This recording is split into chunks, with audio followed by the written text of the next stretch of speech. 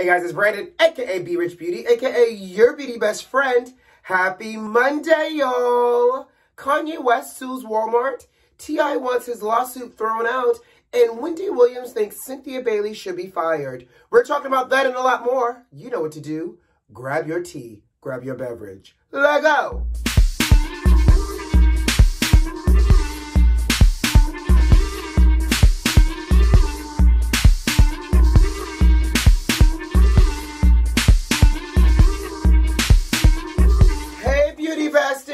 How you doing out there, sugar? How you feeling? And how was your weekend?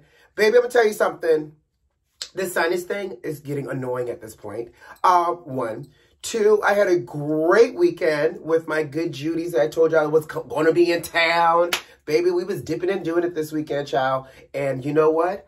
I am getting too wise, baby. I am tired. But we got some tea to talk about today, y'all. So grab your cup and let's chit-chat. How many of you all got Tinder out there? You know, the little dating app? Child, there's a woman out here who's saying that she was threatened to be sued from a bad Tinder date.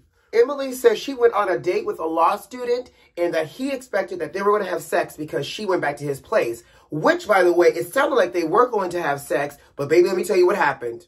Emily said it was about to go down like a basement, honey, and she was ready to lay it low and spread it wide for them to do it. She said they were kissing and getting undressed and a little...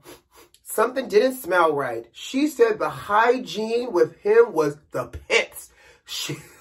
This is so funny. She said that not only were they kissing, he had bad breath. She said there was an odor somewhere in his home. She goes, when they got ready to get undressed, he had skid marks, black tracks, tire tracks, all the marks, honey, all deep down in his underwear. And she said it smelled like he had not bathed in a very long time. She said it was musty. She said she was upwind and she still caught the smell of being downwind. And she said, abort the mission. I got to go, pull the emergency handle, land this aircraft, and let me off. Mama said she got her clothes on, and she pumped. First of all, sir, she called him Chad, probably to protect his identity. But first of all, Chad, how are you going to invite somebody back to your house to get nasty with, and your house is one a disaster, you have not bathed, you didn't change your underwear, sugar, and you expected this woman to just throw all her morals and cares and her nose out of the window? No, sir, that's not how this works. So the part that just tickles me is she says days later, Chad hired somebody to serve her with papers because she broke a verbal contract. First of all, I didn't know sex could be considered in the court of law under a verbal contract. Teach me something new, law student Chad. But this is where it gets nice and petty, y'all. Emily said that during the date, Chad just kept talking about his dad and how his dad was a lawyer, X, Y, and Z. So Emily said, oh, you want to serve me with papers because I broke a verbal contract? Let me go ahead and make an appointment to see a lawyer to discuss this verbal contract. Emily booked a whole appointment, y'all, with Chad's dad, met with the dad and basically told on the son and showed the dad the papers that Chad tried to serve her.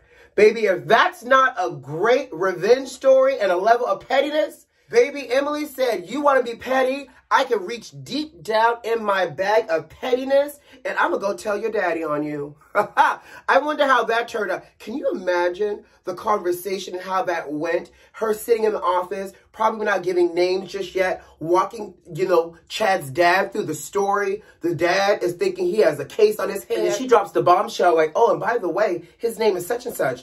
Is there any relations between the two? The stories that make up my head. I thought I would share that with you all. Let's move on. Kanye West and his Yeezy clothing brand are suing Walmart. And they're suing Walmart because apparently they're saying that Walmart has ripped off his latest shoe design, his foam runner by the Yeezy child. And they're saying that it's a direct replica. It's a straight up rip off. And Walmart is selling it on their website. And by the way, Walmart is selling this shoe significantly cheaper than obviously the House of Yeezy. First off, have y'all seen this shoe? And I'm here for a good fashion. I love a good something that's trendy.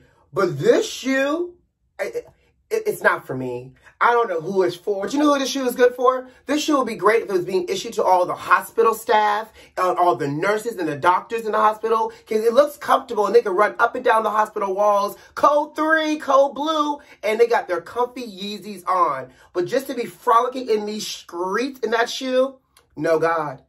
Now, Walmart is saying that they physically did not rip the shoe off. That is not their design, but in fact, it's a third party selling these shoes on the Walmart website. You know, Walmart does, like, I guess they do things with third party vendors the same way that Amazon does. Walmart is saying they will address this accusation and these complaints by Yeezy and Kanye once they get a formal complaint from the court system. Okay, Walmart, y'all better be gangster. Let's move on. Cynthia Bailey was on the Wendy Williams show last week. In the conversation, Wendy basically said that she thinks Cynthia should be fired from Real Housewives of Atlanta. And obviously that comment caught Cynthia off guard and the audience, to be honest. But you know what? I'm not mad at Wendy's logic here. Wendy said, I don't want to see you fight.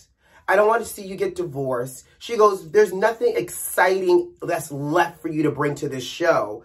Therefore, I think it's time. She goes, the only thing that I'm thinking about is if you leave the show, where you going to get this paycheck from? And, you know, I was thinking the same thing, child.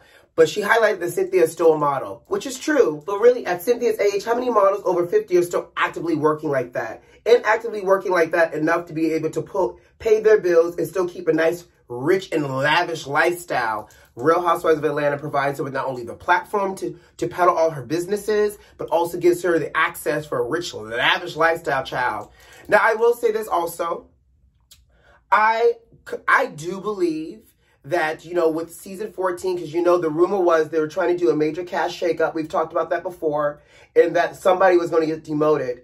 If Cynthia does not get fully fired, I do believe Cynthia is being demoted. Because, to Wendy's point, what else is there for Cynthia to really offer us in terms of storyline? Season 13 storyline was all about her wedding. She's now married, happily married. So what else do you have for us, Cynthia? We haven't heard anything about the Bailey agency. We see the Bailey wine cellar every now and then. But girl, I think it's time for you to just have a little bit of a friend of the show role or move on and do something altogether. Now, you know, in spring, they did the Real Housewives mashup. So I think that's going to come later in fall for us when they brought all of the popular housewives from the different franchises together. And they did like little island tropical vacation. So we still have that to look forward to. But we shall see. And I gotta also love Wendy asking Cynthia what she had done. Love it. I knew that Cynthia had the girls done, but I didn't know she had a little tummy tuck. And of course, you know she gets a little something done to the face, child. We all do. Wink, wink. A little Botox. But Cynthia looks good. And I think Cynthia will be fine with or without Housewives of Atlanta. But as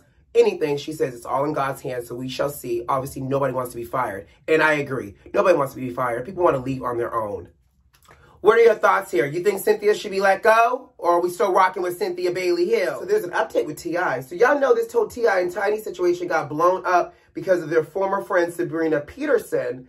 And so, you know, just to give you a little bit of backstory if y'all new to the channel, Sabrina claimed that T.I. pulled out a gun years and years ago and held it to her head at gunpoint, and she's been traumatized ever since then. When she came forward with that story, it then did a trigger domino effect for everybody else that's ever had an interaction with T.I. and Tiny coming forward. Another woman said that T.I. held her at gunpoint, you know, and all the other sexual allegation cases just came tumbling down like cats raining down out of the sky, child. Well, because of that, Sabrina filed a defamation lawsuit against T.I. And so now T.I. is saying he wants his defamation lawsuit tossed and thrown out of court. T.I. claims that the defamation case against him is rubbish because Sabrina's reputation is already horrific, and he said it can't get any worse. So I did not cause any defamation to her because guess what? Her name was already trash, essentially. And that is impossible to inflict even more damages. Okay, T.I. But T.I.'s lawyer also did his job and hit back and said that Sabrina was a judge liar.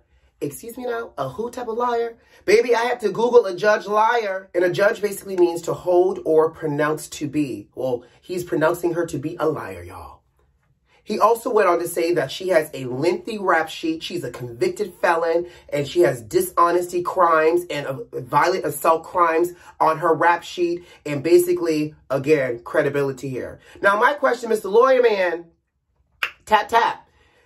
Isn't your client T.I. also a convicted felon? Isn't your client T.I. been caught with guns as well? Didn't your client T.I. do some jail time? So while we over here listening to the pot call the kettle black, I just want to know what's the difference here. Is because that your client T.I., who's also a convicted felon, is just wealthy and Sabrina is not? I don't know. But let's see if this defamation lawsuit gets thrown out indeed. But in the meantime, guys, I got to go. You know what to do. Subscribe to the channel if you like. Like this video if you like and leave me a comment. Most importantly, check the notifications and make sure you're turned on. FYI, beauty besties, y'all know I love y'all. If this is not getting better by Wednesday, I may see y'all on Friday. But in the meantime, who loves you? I do. See you later. Bye. Enjoy your week.